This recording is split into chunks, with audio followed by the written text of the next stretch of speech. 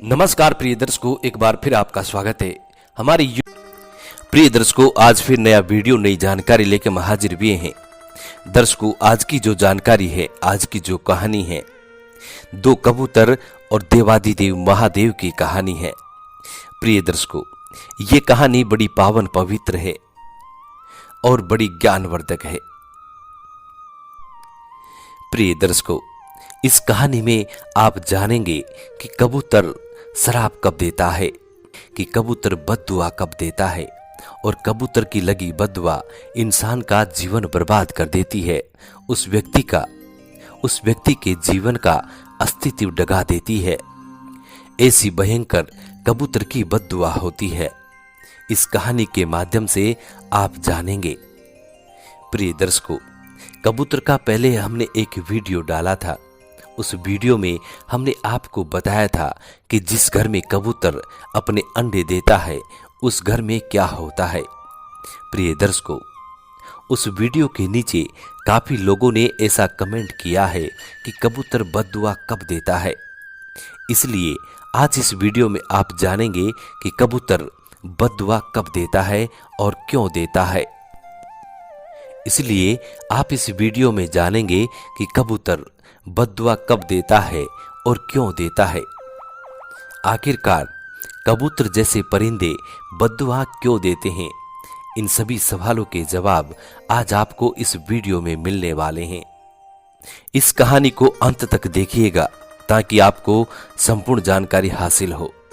प्रिय दर्शकों, इस कहानी के बारे में महादेव ने ऐसा कहा है कि जो बंदा, जो मनुष्य मृत लोक में इस कहानी को ध्यान से सुनेगा, उसके जन्म जन्मांतर के पाप दोष मिट जाते हैं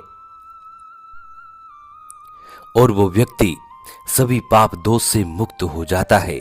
कहते हैं कि जो गंगा नहाने से भी पाप दोष नहीं करते हैं, वो पाप दोष इस कहानी को सुनने मात्र से मिट जाते हैं। प्रिय दर्शकों, महादेव इस कहानी के बारे में कहते हैं कि जो मनुष्य इस कहानी को अपने पूरे परिवार के साथ सुनता है, उस व्यक्ति का बहुत जल्द भाग्य उदय हो जाता है। उस व्यक्ति के घर से गरीबी का नामो निशान मिट जाता है और उसके घर में सदा सदा के लिए सुख समृद्धि निवास करती है। प्रिय दर्शकों, कहानी शुरू करने से पहले जो लोग हमसे नए जुड़े हैं, वो लोग हमारे चैनल को सब्सक्राइब करें, बेल आइकन ऑन करें, अच्छे अच्छे कमेंट किया करें ताकि हर आने वाले वीडियो का नोटिफिकेशन सबसे पहले आपको मिले और प्रिय दर्शकों, आप उसका फायदा उठा सकें। दर्शकों, हमारे इस चैनल में हम रोज नई नई ज्ञानवर्धक कहानियां, ज्ञानवर्धक चर्चाएं लेके आते रहते हैं। इसलिए आप हमारे इस चैनल को जरूर सब्सक्राइब कीजिएगा। शुरू करते हैं प्रिय दर्शकों आज की ये पावन पवित्र कहानी। प्रिय दर्शकों, इस कहानी के बारे में आपने सुना होगा या फिर ग्रंथों में पढ़ा होगा। यदि आप अपने जीवन में आपको कभी मौका मिला हो और आप कभी अमरनाथ की गुफा में गए हैं, तो वहां पे आपने दो पावन पवित्र कबूतरों को देखा होगा। प्रिय दर्शकों, ये कहानी उन्हीं कबूतरों की कहानी है। प्रिय दर्शकों, अमरनाथ गुफा में सुखदेव और पवित्र कबूतर की ये पौराणिक कथा है। इस कथा को ध्यान मगन होकर, चित्त मगन होकर सुनिएगा। प्रिय दर्शकों, ये कहानी शुरू होती है अमर कथा से। अमरनाथ की इस पावन पवित्र गुफा में भगवान शंकर ने भगवती पार्वती को मोक्ष का मार्ग दिखाया था। इसी तत्व ज्ञान को अमरनाथ के नाम से जाना जाता है। इसीलिए इस स्थान का नाम अमरनाथ पड़ा है। प्रिय दर्शकों, ये पावन पवित्र कथा भगवती मां पार्वती तथा भगवान शंकर के बीच में हुआ संवाद है। प्रिय दर्शकों, ये कथा उसी तरीके से है जिस तरीके से भगवान श्री कृष्ण और अर्जुन के बीच में गीता का संवाद हुआ था। प्रिय दर्शकों, जब एक समय देवादिदेव महादेव इस अमृत ज्ञान को मां पार्वती भगवती को सुना रहे थे, तो वहां पे एक सुकहरा, कटफोड़वा या हरी कंठी वाला तोता का बच्चा या हरिकंठी वाली तोता का बच्चा भी इस ज्ञान को सुन रहा था। मां पार्वती इस कथा को सुन के और बीच बीच में होकारे भर रही थी। प्रिय दर्शकों, पार्वती जी को कथा सुनते सुनते नींद आ जाती है और उसकी जगह वहां पर बैठा एक सुक ने होकारा भरना प्रारंभ कर दिया था। जब मां पार्वती को कथा सुनते सुनते नींद आ जाती है तो उसकी जगह होकारा भरना एक सुक ने शुरू कर दिया था और वो मां पार्वती की जगह होकारा भर रहा था। प्रिय दर्शकों, जब भगवान शिव को इस बात का ज्ञान हुआ तब वे सुक को मारने के लिए दौड़े और उसके पीछे पीछे अपना त्रिशूल को भी छोड़ दिया। सुक जान बचाने के लिए तीनों लोकों में इधर उधर भागता रहा और भागते भागते वे व्यास जी के आश्रम में पहुंच गए।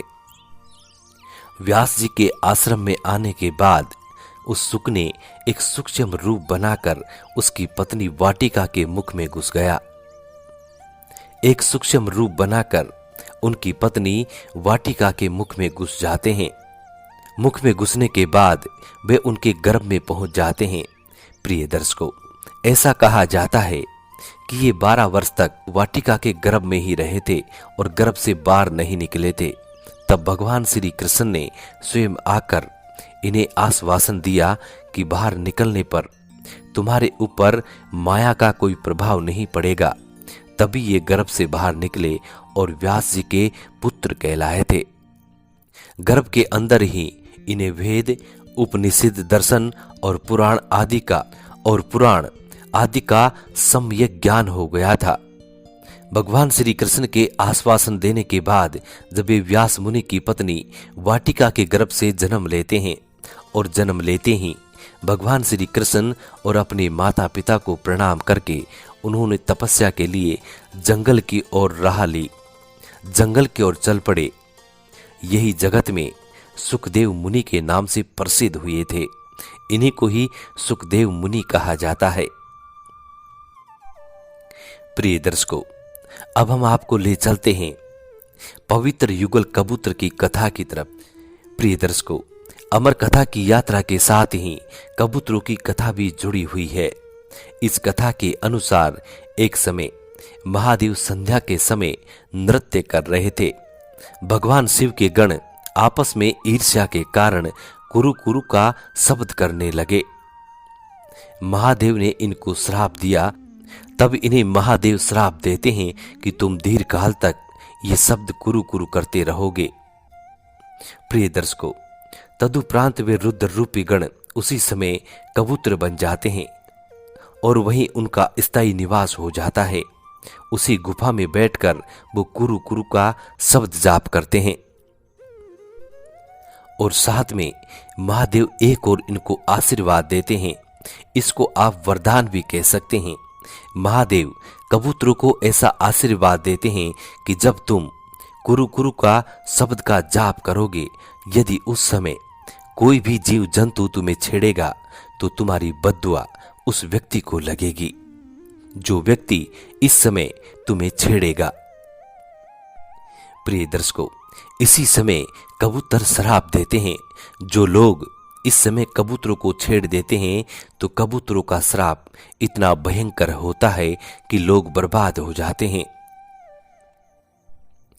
प्रिय दर्शकों, माना जाता है कि यात्रा के दौरान पावन पवित्र अमरनाथ गुफा में इन्हीं दोनों कबूतरों के भी दर्शन होते हैं। प्रिय दर्शकों, ये एक आश्चर्य की बात है कि जहां पर ऑक्सीजन की मात्रा न के बराबर होती है और वहां पे दूर दूर तक खाने पीने का कोई साधन नहीं है, यहाँ ये दो कबूतर किस तरीके से जीवित रहते हैं, क्या करते हैं।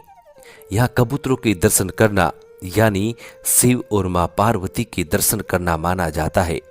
ये भी कहा जाता है कि इन कबूतरों ने अमरनाथ में शिव के मुख से अमर कथा का प्रवचन सुन लिया था, इसलिए ये आज भी अमर हैं और इसी गुफा में निवास करते हैं।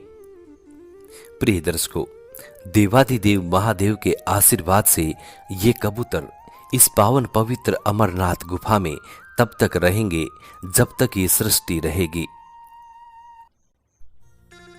जो बंदा सच्ची श्रद्धा से इन दोनों कबूतरों के दर्शन करता है, प्रिय दर्शकों, ऐसा माना जाता है कि उस व्यक्ति ने शिव और मां पार्वती के दर्शन कर लिए हैं और उनका जीवन धन्य हो जाता है। प्रिय दर्शकों, महादेव का ये श्राप और आशीर्वाद सभी कबूतर जाति पे लागू होता है। उसी के बाद समस्त कबूतर कुरु कुरु का शब्द जाप करते हैं और इस वक्त जो बंदा इन्हें छेड़ देता है, जो बंदा इनकी भक्ति में डिस्टर्ब करता है, उस बंदे को ये लोग श्राप दे देते हैं। उस छेड़ने वाले व्यक्ति का जीवन तबाह हो जाता है, बर्बाद हो जाता है। इसीलिए मान्यवर इस बात का विशेष ध्यान रखें कि जब कबूतर कुरु कुरु का शब्द जाप कर रहे हो, ऐसे समय में कबूतर को कभी नहीं छेड़ना चाहिए। ऐसे समय में कबूतर को कभी उड़ाना नहीं चाहिए। प्रिय दर्शकों, ये कहानी यहाँ समाप्त होती है। हम आशा करते हैं कि आज की ये कहानी आप लोगों को बेहद पसंद आई होगी। इस कहानी को सुनने मात्र से जन्म जन्मांतर के पाप दोष मिट जाते हैं। मिलते हैं प्रिय दर्शकों आने वाले नेक्स्ट वीडियो में। तब तक अपना ख्याल रखें। जी नमस्कार, धन्यवाद।